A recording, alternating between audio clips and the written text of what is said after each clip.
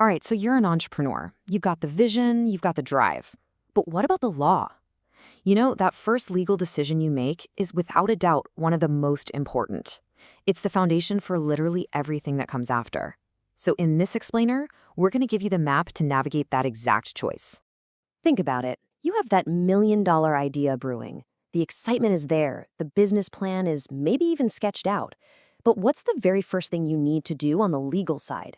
Before you make a single sale, you've got to decide what your business is, at least in the eyes of the law. This is the bedrock for everything else. And this first question, well, it's a big one. It's really a balancing act. You're trying to figure out how much personal risk you're willing to stomach, how much control you absolutely need to have, and of course, how you're planning on getting the money to make it all happen. Each answer leads you down a completely different road.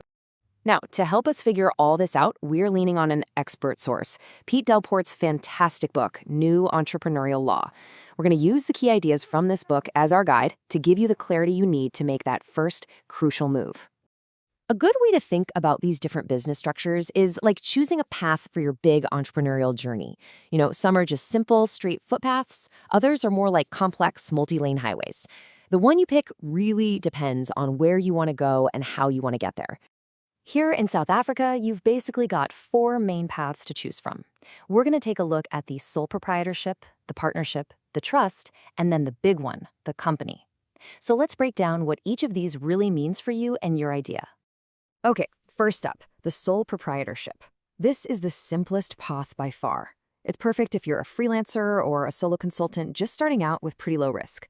You don't need to register anything formally, you just start trading. But, and this is a huge but, there is zero legal separation between you and the business.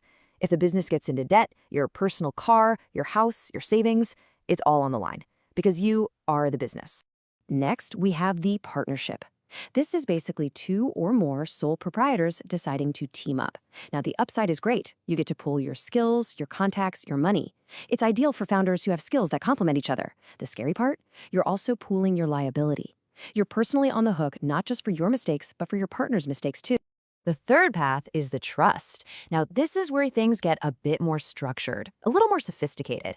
In a business trust, you have trustees who manage the assets on behalf of beneficiaries. And here's the crucial bit. The trust's property is totally separate. So if the business goes under, creditors can only go after what the trust owns, not your personal stuff. It's a bit more of a hassle to set up, for sure, but it's a really powerful way to protect your asset. And that brings us to the fourth path, the company. This is a total game changer. A company is seen as its very own person in the eyes of the law. It's a separate legal entity. What does that mean? It means the company can own property, it can sign contracts, and it can rack up debt, all completely separate from its owners, the shareholders. This is probably the most profound concept in all of entrepreneurial law. So it all really boils down to this fundamental trade-off, right? The trade-off between risk and control. As you've seen, less paperwork and less formality usually means a lot more personal risk. If you want more protection, you need more structure. Let's actually put these side by side so you can really see the difference. This table makes it crystal clear. Just look at that first row, legal personality. For a sole proprietorship or partnership, there is none. The business is you, but for a company, it's a totally separate entity. And that directly affects the next row, personal liability. It's unlimited for the first 2, but for company shareholders, it's limited. And then there's this idea of perpetual succession. A sole proprietorship basically dies with its owner. A company, though, it can live on forever, totally independent of its founders. Let's make this as simple as possible. If you're a sole proprietor and your business can't pay its bills, they can literally come and take your car. But if you have a company, the business's debts belong to the business. Your personal car is safe.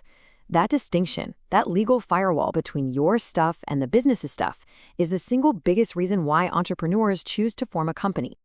Now, if you do decide to form a company, you'll be working with this, the Companies Act of 2008.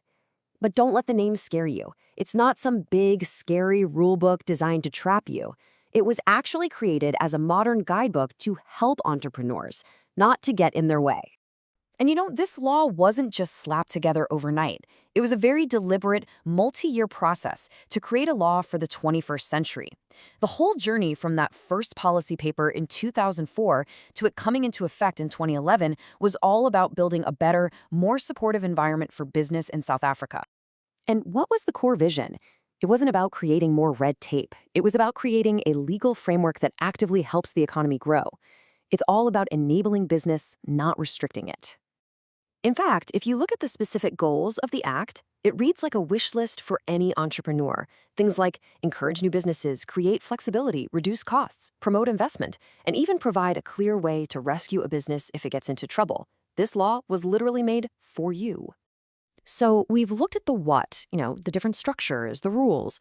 But to really get it, we need to find the why.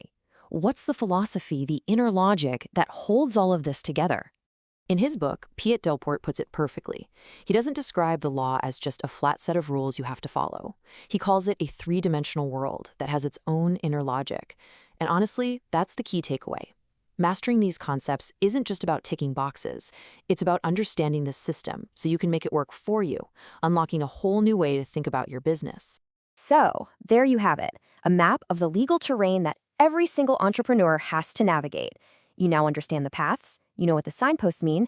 The only question left is, which path are you going to explore first?